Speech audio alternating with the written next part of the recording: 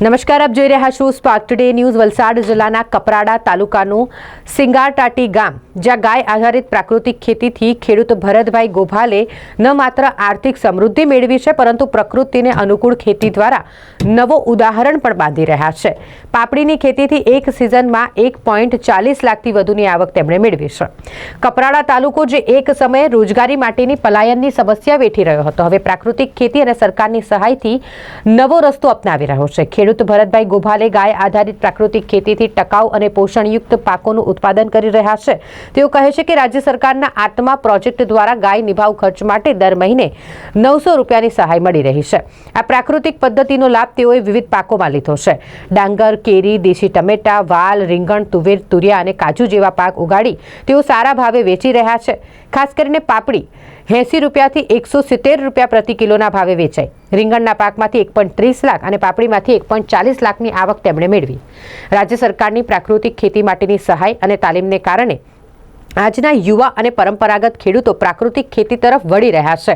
ભરતભાઈ ગોભાલે જેવા અનેક ખેડૂતોએ આ પદ્ધતિ અપનાવી અને આર્થિક ઉન્નતિ મેળવી છે। એ સાથે જ પ્રાકૃતિક ખેતીથી જમીન અને આરોગ્યમાં પણ ફાયદા થાય છે। મારું નામ ભરતભાઈ દલુભાઈ ગોભાલે, ગામ સિંગારટાટી, તાલુકો કપરાડા, જિલ્લો વલસાડ। હવે હું છેલ્લા 5 વર્ષથી પ્રાકૃતિક ખેતી કરું છું, ગાય આધારિત પ્રાકૃતિક ખેતી। હવે પ્રાકૃતિક ખેતીની અંદર સૌપ્રથમ જોયું કે આપણે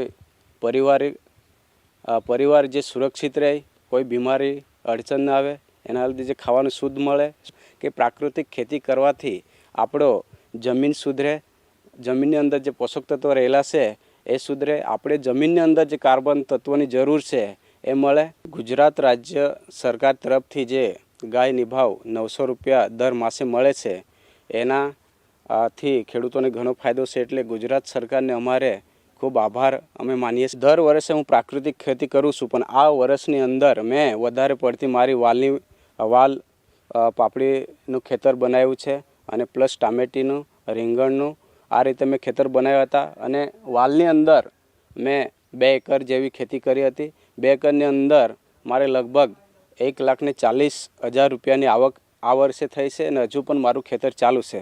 વાલ પાપડીનું ખેતર અત્યારે હજુ પણ ચાલુ છે અને જે આવક આવી છે એમાં પણ હજુ આવકમાં વધારો થશે।